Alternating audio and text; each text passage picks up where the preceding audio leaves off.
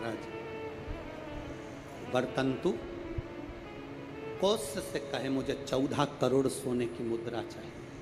गुरु परीक्षा लेता है। गुरु परीक्षा की घड़ी में ऐसा सामने आता है कि परीक्षा लेने के लिए तत्पर।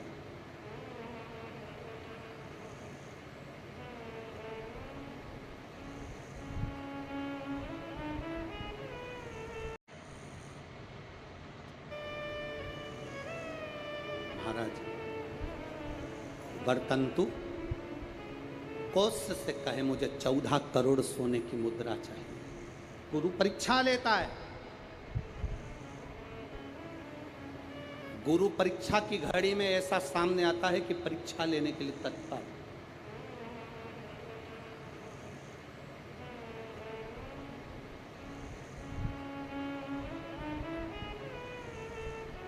ली परीक्षा।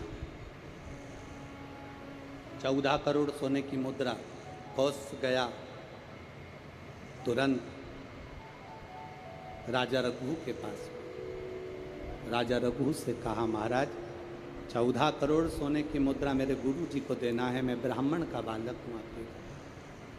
राजा रघु ने कहा 14 करोड़ सोने की मुद्रा देने के लिए मना नहीं, पर मैंने अभी यज्ञ करा था, उस यज्ञ में मैंने सोने की मुद्रा सब संतों को ब्राह्मण जन को बांटी है।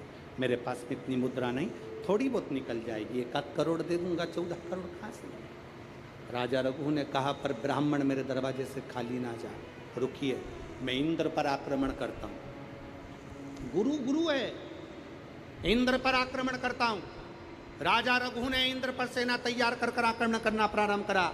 इंद्र का सिंहासन डोलने लगा। इंद्र दौड़ते दौड़ते भगवान ब्रह्मदेव के पास में गए। राजा रघु इंद्र पर आक्रमण कर रहे हैं, इंद्रलोक पर आ रहे हैं, क्या करा जाए। एक बच्चे को 14 करोड़ सोने की मुद्रा चाहिए, गुरु ने मांगी इसीलिए लेकर जा रहा है। उसको 14 करोड़ स्वर्ण मुद्रा, हाँ 14 करोड़, हाँ क्या करें। इंद्र से कहा राजा रघु यहाँ पर आए स्वर्ण मुद्रा लेने के लिए, आप कुबेर को बुलाओ और कुबेर से कहो कि तू जाकर 14 करोड़ सोने की मुद्रा दे दे। कुबेर को बुलाया। कुबेर शमी का एक पत्ता तोड़ा।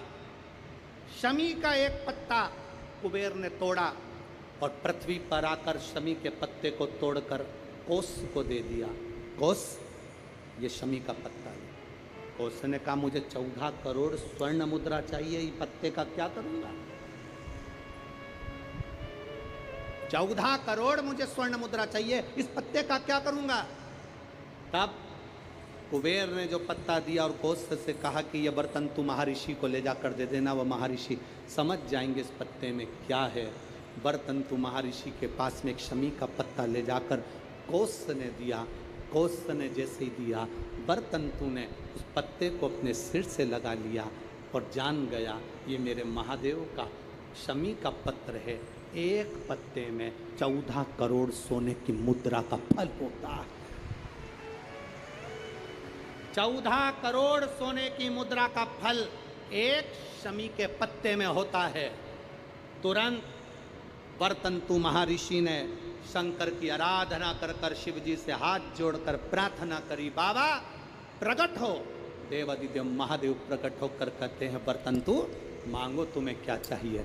बर्तंतु कहते हैं बाबा शरदीय नवरात्रि पूर्ण होने पर जो विजयदशमी आए, उस दशमी के दिन जो एक शमी का पत्र भूलवश भी महादेव को समर्पित कर दे, उसकी जिंदगी में कभी संपदा की कमी ना आए। एक शमी का पत्र, एक शमी का पत्ता 14 करोड़ सोने की मुद्रा से प्रबल हो जाता है। एक शमी का पत्र। आज भी कई जगह पर विजयदशमी के दिन, कई स्थानों पर विजयदशमी के दिन शमी के पत्ते का लेन देन होता है।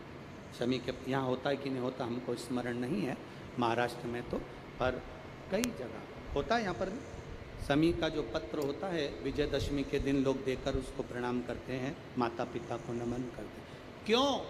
आप अपने बच्चे और आपसे पूछेंगे आपकी औलाद आपसे पूछेगी, आपके आने वाली पीढ़ी आपसे पूछेगी, माँ ये कौन सा नाटक बनाकर रखा है तुम लोगों ने?